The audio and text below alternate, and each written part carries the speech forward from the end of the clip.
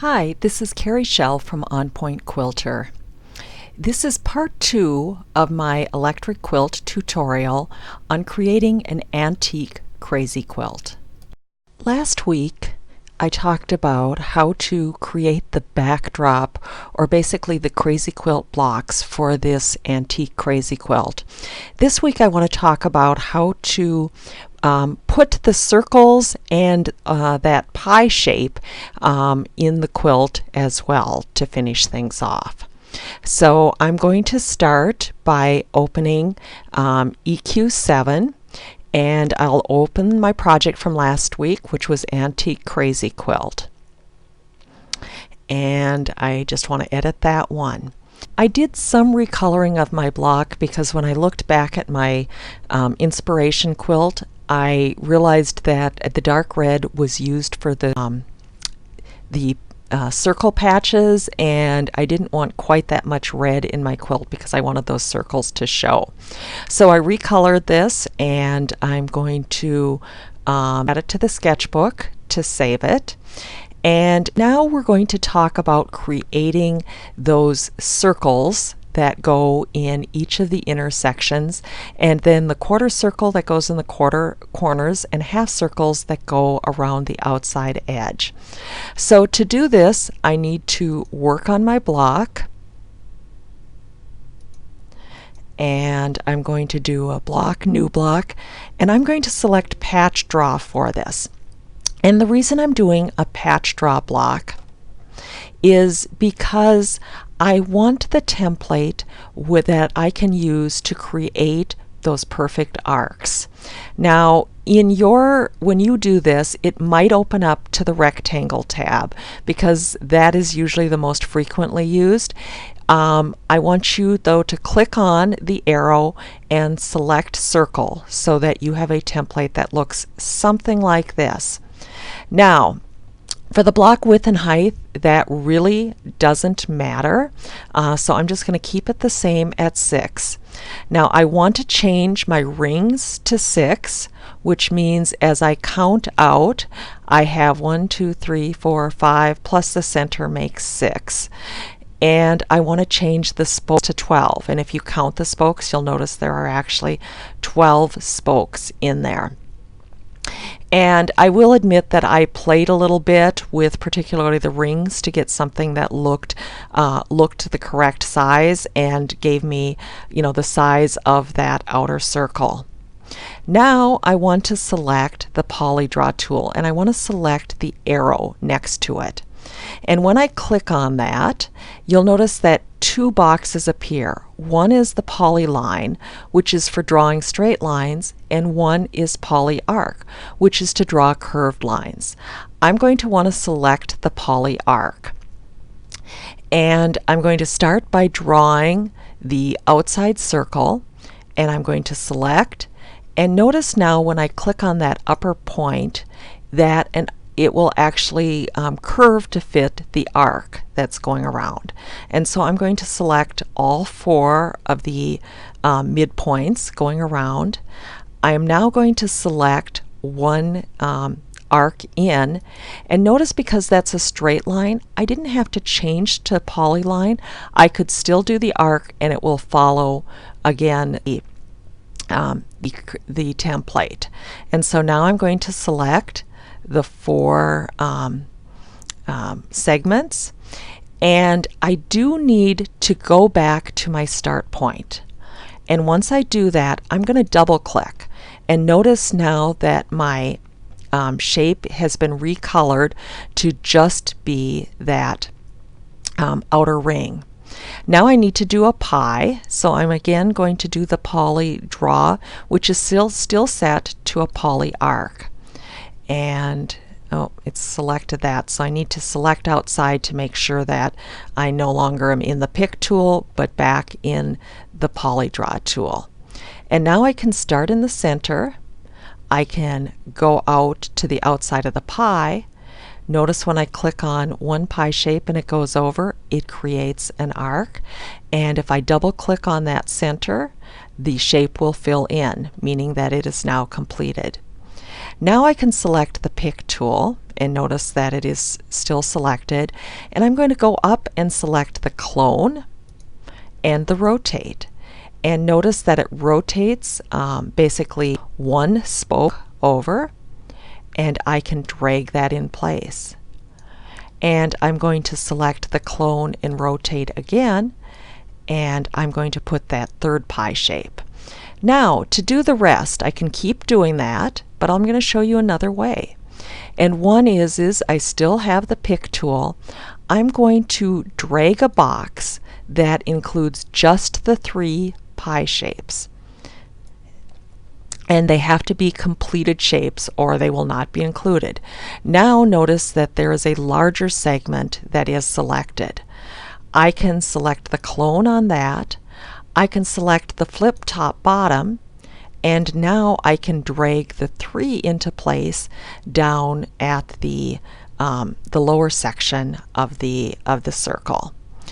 Now again, with the pick tool selected, I'm going to drag a box over the 6 pie shapes. I'm going to select the clone, and I'm going to flip left right, and I can drag that into shape on the left, and I have everything completed. Now I can go to the color tab, and I can color this segment. And once I have something that I like, actually I'm going to make that a darker red, I am going to add that to my sketchbook. Now to create the half unit, I'm going to go back to the Pieced tab. I'm going to use my pick tool, and I'm going to select the outside circle, and I'm going to just select delete on my computer. I am also going to take my box, and I with select tool, I'm just going to drag a box over half of the pie shapes, select my delete tool, and there's another one behind there, so I'm going to select that. Now notice that I have just the arcs. I'm going to select the Poly Draw or the Poly Arc tool, and I'm going to draw my half circle, go out to the outside edge, and draw a half circle going back, and then go back to the start point and double click. And now I can go in and I can color that. I'm going to change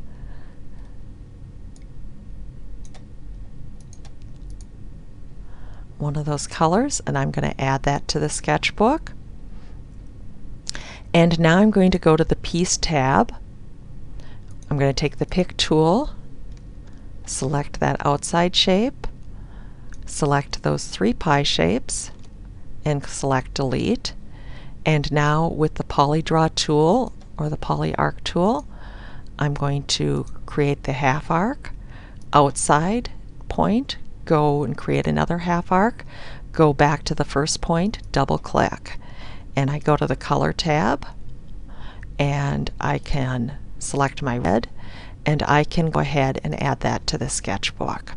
So I very quickly created 3 blocks, starting with the biggest one and then just taking some things away to create the smaller units. So I can close this, and I can now go back to work on Quilt. So before I add these to the sketchbook, actually I'm going to show you what happens if I don't change some other things. But if I select the Select Block tool and I bring it in, notice that it actually came in at the size of one of the bigger blocks. So I really don't want to do that. So I can change some of my settings under my Quilt and then select Quilt Work Table Options. And there are 2 settings I want to change. First of all, I want to change setting blocks. And rather than using the size recorded in the block, and actually, you know what, that came in on layer 1, which I actually didn't want, but I'm going to actually have the size come in at 12 by 12. And I did a little playing with this ahead of time, so I know that that size actually ends up working. And I want to select the snap settings, and I want to snap the block position to the grid And I want to change the grid to basically be every 1/2 inch. And I'm going to click OK for that. Now I need to correct my mistake of adding the circle block to layer 1. So I'm going to do that by replacing it with a standard square block. And the circle then goes away. Now I'm going to go to layer 2, which is really where I want my circles. And I'm going to bring the large circle in. And notice that if I use the adjust tool and I look at it, it came in at size 12 by 12. Now let me zoom in a bit and see if I have it centered. You can see that actually I don't, so I'm going to actually move it so my both horizontal and vertical line up. So I can select that. I can do a Control C, Control V, and now I can just move those in place. And again, you can see that through the inch marks that everything is looking good on that. Now I will show you how to do the half block. So I'm going to do a select block. I'm going to bring that in, and notice that I could also still bring that in 12 by 12. It's just the bottom half of the block is empty. I will also select the rotate block button from on the right, and I'm going to rotate that twice, select my adjust tool, and I'm going to move it in place. And you can see things are matching up, so that looks pretty good. I'm going to move over and I'm going to select now the set block tool and select the quarter circle, use the adjust tool, and I'm going to rotate that block as well. Select the adjust and move that so my lines line up with the outside of the quilt. And sometimes it will click right in, sometimes you have to move it over. But I'm going to go ahead, and now that I've got these in, I'm going to add them to the rest of my quilt. Now let's go back to layer 1, and we're going to go ahead and add the borders. I will use the Fit to Work table to see everything. Actually, I'm going to go back to the border tab, and I'm going to start by changing the inner border to 2.5. And if I just click on the scroll button, it'll change all of them. So I'm going to clone this and select Add, and I'm going to change that to 4 inches. And I'll select the scroll bar. And if I want to add a binding, I can add another one, and I'm going to change that to 0.5. Now notice the quilt is 74 by 74. So I'm going to go into layer 1, select my paintbrush, and I'm going to color both the inner border and the outer border, and maybe I'll make that binding black as well. So I can go ahead and I can add to sketchbook. Thanks so much for watching.